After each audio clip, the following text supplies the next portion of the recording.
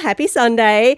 I was down in the Squiz Kids vault the other day, again, and honestly, we really need to install a lift down there. Those stairs are brutal. My calves are getting, what's that word? Stacked? I'm feeling it. Anyway, I was doing a bit of a tidy and I spotted something tucked away on one of the shelves. It was a story that we first shared a while ago, but it felt just as important now as it did back then. And because this week has been Harmony Week, a time to celebrate inclusion, respect and belonging, and this episode explores what it means to leave your home and start again somewhere new, I dusted it off, gave it a quick polish, and thought it was well worth another listen. This is your Squiz Kids from the Vault, your shortcut to refugees. This is a Squiz Kids podcast. Your fresh take on what's happening in the world around you.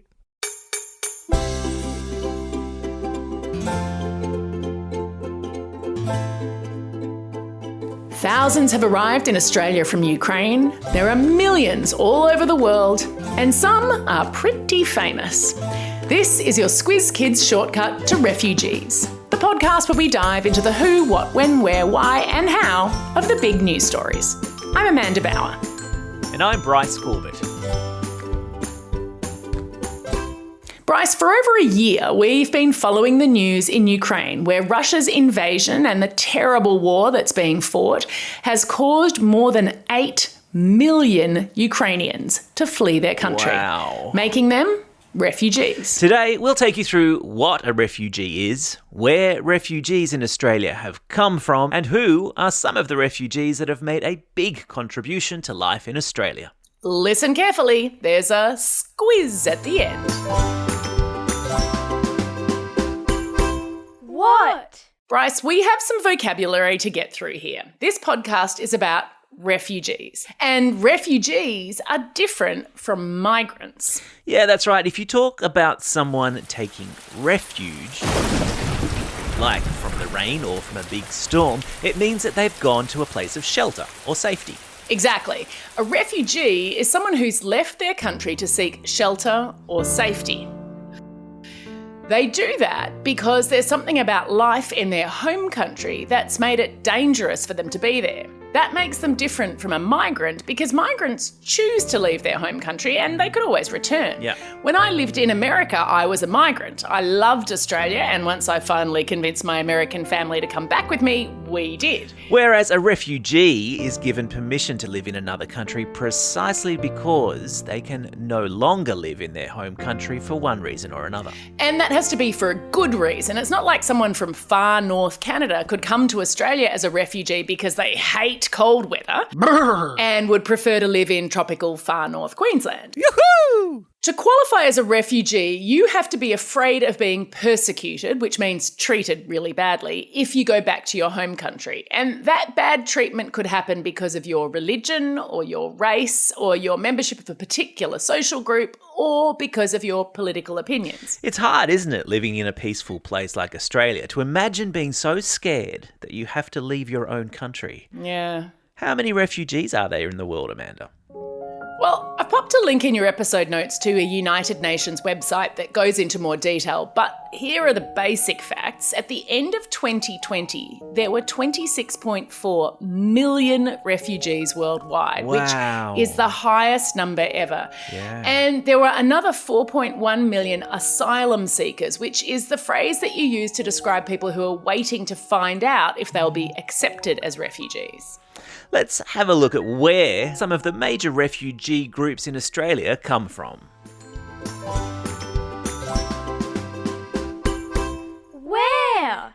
Basically, Bryce, if you're curious about where most refugees come from, you just have to look at where most of the conflict in the world is at that time. So the first groups of refugees to come to Australia were about 7,000 people escaping Germany and Austria in the 1930s as Adolf Hitler and the Nazi Party came to power. Right. Most of those refugees were Jewish. The Nazis persecuted or treated badly Jewish people simply because of their religion. In 2020, which is when the UN last released statistics on refugees, the biggest wars and political upheavals were in places like Syria, Venezuela, Afghanistan, South Sudan, and Myanmar. And more than 2/3 of the world's refugees came from those countries. Sadly, in 2022, we had to add Ukraine to that list. Now, Amanda, only 14% of the world's refugees end up living in developed countries like Australia. So where do most of our refugees come from? Well, that's changed over time, of course. After World War II, Australia took in people seeking refuge from war-ravaged Europe. And in the 1950s, a lot of them came from Eastern Europe, where the USSR, led by Russia, was taking over countries and persecuting people who didn't agree with their communist policies. Right. So people fled places like Hungary, Czechoslovakia, Poland. So those people were afraid they'd be discriminated against for their political opinions. Exactly. Now, one thing you might have noticed, Bryce, is that all those early refugees in Australia were coming from Europe. From 1901 until 1973, Australia had something called a White Australia policy. And there's no nice way of saying this, it was racist. Officially known as the Immigration Restriction Act, it made it difficult, almost impossible, for non-white people to come and live in Australia, either as refugees or as migrants. Yeah, it seems incredible to believe, doesn't it? That policy was taken down in 1973, and racial discrimination of any kind was outlawed in 1975. Well, it's about time. So pretty soon after that, we took in 100,000 refugees from Vietnam who were escaping the communist government there after the Vietnam War ended.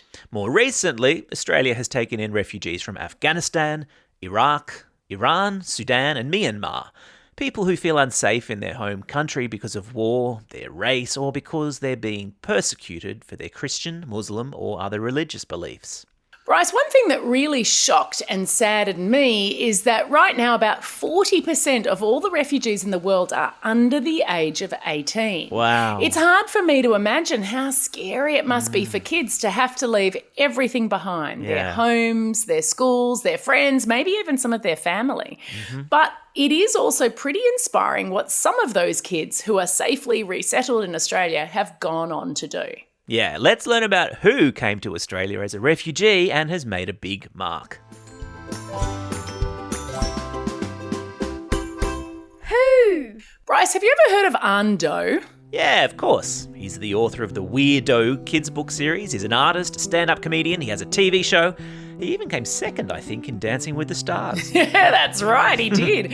Well, when he was a kid, he and his family fled Vietnam and came to Australia as refugees. Right. His award-winning book, The Little Refugee, talks about what it was like escaping Vietnam. There are pirates involved in What? this story, and not the funny movie kind of pirate. Ahar, matey. Ando also shares in his book how hard it was at first in Australia when he spoke no English and he brought lunches to school that some of the other kids made fun of.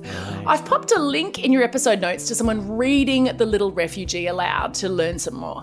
And as happy as refugees are to have escaped to safety, it can be really difficult adjusting to a new life. Yeah, absolutely. So Tan Lee came with her sister and her mum to Australia in 1982. And when they came here, they only had $16. Oh, wow. 17 years later, she was Young Australian of the Year, and now she's a Amazing. very successful entrepreneur, meaning she started her own business. Speaking of entrepreneurs, Bryce, have you ever been to a Westfield shopping centre? Duh. It'd be hard to avoid doing that. There are Westfields everywhere. Yeah, well, the Westfield dynasty was co-founded by Frank Lowy, who, you guessed it, was a refugee. He's Jewish and he came to Australia after surviving World War II. His first job here was in a metal factory, then he worked in a deli, and then he started his own deli with a partner, and from those really humble beginnings, he went on to become a billionaire. Wow.